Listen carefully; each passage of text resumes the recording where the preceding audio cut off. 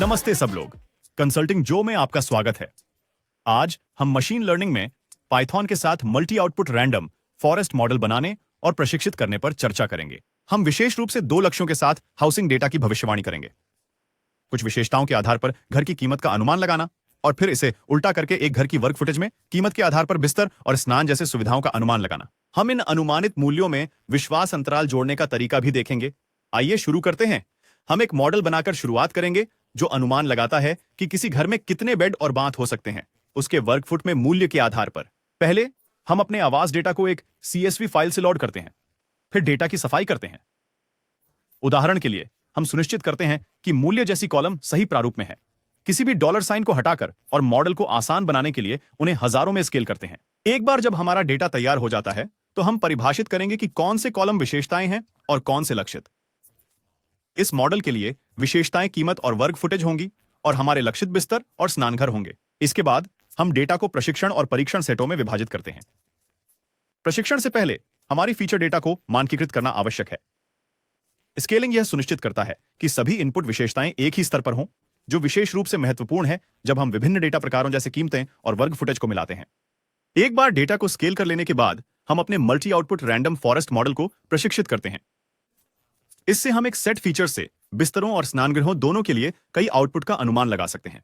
प्रशिक्षण के बाद हम मॉडल का मूल्यांकन मापदंड जैसे औसत वर्ग, त्रुटि और R² स्कोर से करते हैं ताकि जांच सकें कि यह कितना अच्छा प्रदर्शन करता है। अंत में हम मॉडल और स्केलर को सेव करते हैं ताकि हम उन्हें हर बार दोबारा प्रशिक्षण के बिना इस्तेमाल कर सकें। मॉडल 1 के लिए बस इतना ही।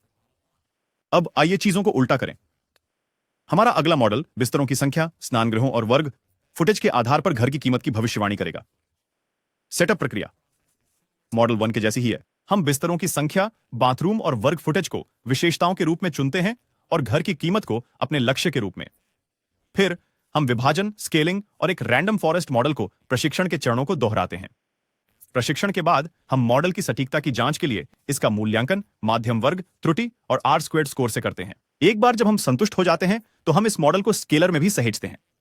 अब जब दोनों मॉडल प्रशिक्षित और सहेजे जा चुके हैं तो हम पूर्वानुमान की ओर बढ़ने के लिए तैयार हैं। अब जबकि हमारे मॉडल तैयार हैं, आइए नए डेटा पर पूर्वानुमान बनाने और उन पूर्वानुमानों में विश्वास अंतराल जोड़ने के लिए उन्हें काम में लगाते हैं। मूल्य पूर्वानुमान मॉडल के लिए हम नए डेटा को बिस्तर, बाथरूम और वर्ग फुटेज की जानकारी के साथ लोड करेंगे। फिर प्रशिक्षित मॉडल का उपयोग करके मूल्य पूर्वानुमान करेंगे। हम प्रत्येक निर्णय वृक्ष से यादृच्छिक वन में भविष्यवाणियों में परिवर्तन की जांच करके एक विश्वसनीयता अंतराल भी गणना करते हैं। यह विविधता हमें यह समझने में मदद करती है कि हम प्रत्येक भविष्यवाणी में कितने आत्मविश्वास से भरे हुए हैं। अगला, हम बिस्तर और बाथरूम भविष्यवाणी मॉडल का उपयोग करते हैं। हम नई जानकारी के साथ मूल्य और वर्ग फुट को लोड करते हैं, बिस्तर और बाथ की गणना की भविष्यवाणी करते हैं और फिर प्रत्येक भविष्यवाणी के लिए आत्मविश्वास अंतराल की गणना करते हैं। यह दृष्टिकोण बिस्तरों और बाथरूमों दोनों के लिए एक अनुमानित सीमा प्रदान करता है, जो हमारे मॉडल के परिणामों में विश्वसनीयता जोड़ता है। अंत में हम पूर्वानुमानों के साथ विश्वास स्तर दिखा सकते हैं, जिससे उपयोगकर्ताओं को प्रत्येक भविष्यवाणी की विश्वसनीयता की एक स्पष्ट तस्वीर मिलती है। आज की ट्यूटोरियल यहीं समाप्त होती है। हमने डेटा पूर्व प्रसंस्करण, मॉडल प्रशिक्षण और सेविंग से लेकर विश्वास अंतराल के साथ भविष्यवाणी करने की पूरी प्रक्रिया को कवर किया है। यह मल्टी आउटपुट रैंडम फॉरेस्ट दृष्टिकोण बहुमुखी है और आपके डेटा से अधिक अंतर्दृष्टि प्राप्त करने का यह एक शानदार तरीका है। यदि आपको यह ट्यूटोरियल मददगार लगा तो कृपया लाइक और सब्सक्राइब करें।